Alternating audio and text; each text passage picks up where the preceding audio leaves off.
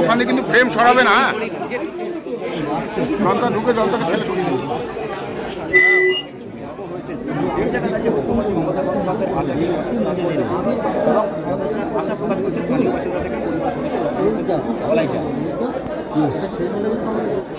দাদা গেটটা ছেড়ে দিন, নিজেরা এগোবে না দিদি।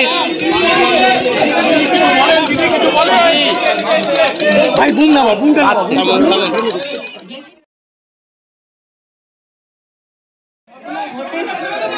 আমি সেদিন ঝাড়গ্রামে ছিলাম, কিন্তু আমার কাছে যখনই কলকাতার পুলিশ কমিশনার খবরটা দেয় আমি সঙ্গে সঙ্গে তাকে বলি যে এটা খুব লজ্জাজনক ঘটনা এবং খুবই বেদনাদায়ক ঘটনা।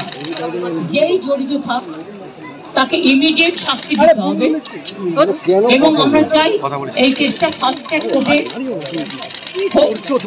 ট্র্যাক কোর্টে হলে জুডিশিয়াল প্রসেসটা তাড়াতাড়ি হবে এবং তাতে আমরা ফাঁসির দাবি জানাবো। কারণ কিছু মনে রাখবেন, কিছু লোক এখনো সামাজিক অবক্ষয়ের মধ্যে আছেন, সামাজিক মূল্যবোধটাকে ভুলে গেছে। মেয়েদের গায়ে হাত দেওয়া যে কত বড় অপরাধ এবং তার সাথে যে অত্যাচার করেছে বা তাকে যেভাবে খুন করেছে, আমি আশ্চর্য হয়ে যাচ্ছি। ওখানে নার্সরা ছিলেন, ওখানে ওদের সিকিউরিটি ছিলেন, সবাই ছিলেন, কিন্তু কি করে ঘটনা ঘটলো এটা এখনো আমি ঠিক বুঝতে পারছি না। পুলিশকে আমি বলেছি, বাবা মাও যেটা আমাকে বলেছেন যে ওদের ভেতরেই কেউ আছে, যদি ভেতরে কেউ থাকে, কারো প্রতি সন্দেহ হয়, যারা ছিল, যারা ওর বন্ধু বান্ধব, তাদেরকে সবাইকে ডেকে কথা বলবে এবং যিনি ফোন করেছিলেন প্রথম বাড়িতে তাকেও ডেকে কথা বলবে।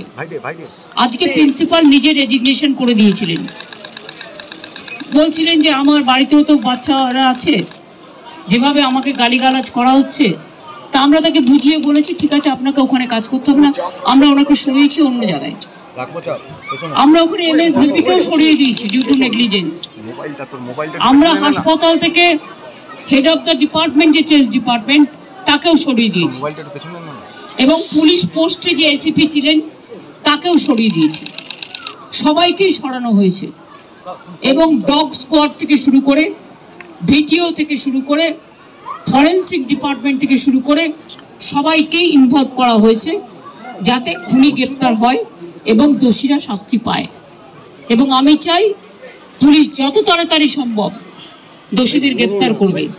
আর রবিবার পর্যন্ত যদি তারা কুল কিনারা করতে না পারেন, কারণ ভেতরেও তো অনেকে আছে, তাহলে এই কেসটা আমরা আমাদের হাতে রাখবো না, আমরা সিবিআইকে দিই। তার কারণ হচ্ছে আমার এতে কোনো পাওয়ার লেনা দেনা কিছু নেই, আমি প্রথম দিন থেকেই বলছি। কিন্তু ওদের সাকসেস রেট খুব কম। তাপসী মালিককে যখন খুন করে হত্যা করা হয়, ধর্ষণ করে, আজ পর্যন্ত বিচার হয়নি। 21 সিঙ্গুরে এটা হয়েছিল। নন্দীগ্রামে যখন 14 জন গুলিতে মারা যায় বা 10 জন হারিয়ে যায়, আজও তারা ফিরে আসেনি। এই কেসগুলো সব সিবিআই এর হাতে ছিল, রিজার্ভের কেসও ছিল, একটা কেসেরও বিচার হয়নি। এমনকি রবীন্দ্রনাথ ঠাকুরের নোবেল প্রাইজ চুরি হয়েছিল, সেই কেসটাও ছিল, মানুষ কোনো বিচার পায়নি।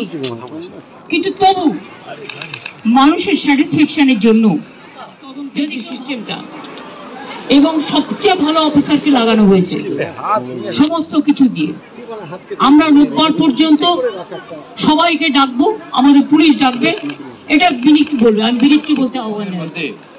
যারা যারা ওই পিওর কাছাকাছি ছিলেন, কোনো ধরনের কোনো কানেকশন আছে, ইনভলভমেন্ট আছে, প্রত্যেকটা লোককেই ডাকা হচ্ছে এবং ডাকা হবে যদি কারো না ডাকা হয়ে থাকে। এবং আমরা অলরেডি একটা হেল্পলাইন নাম্বার শুরু করেছি, ওর মধ্যে ডাক্তাররাও আমাদেরকে বলতে পারেন, অ্যানোনিমাসলি বলতে পারেন, ফিজিক্যালি এসে বলতে পারেন কি যদি কারো উপরে সন্দেহ থাকে, কি কারণে সন্দেহ আছে। ফ্যামিলি মেম্বার সঙ্গেও আমরা টাচে আছি। কালকে অ্যাডিশনাল CP1 পার্সোনালি এখানে এসেছিলেন, উনি ওনার ভিউটা জেনে গেছেন। আমিও আজকে এসেছি, ম্যাডাম এখানে এসেছেন, আমরা ওনার ভিউটা জেনে গেছি এবং ওদের সঙ্গে আমরা কন্টিনিউয়াসলি যোগাযোগে থাকবো এবং প্রগ্রেস অফ ইনভেস্টিগেশন নিশ্চয়ই ওদের সঙ্গে শেয়ার করব। এবং আমরা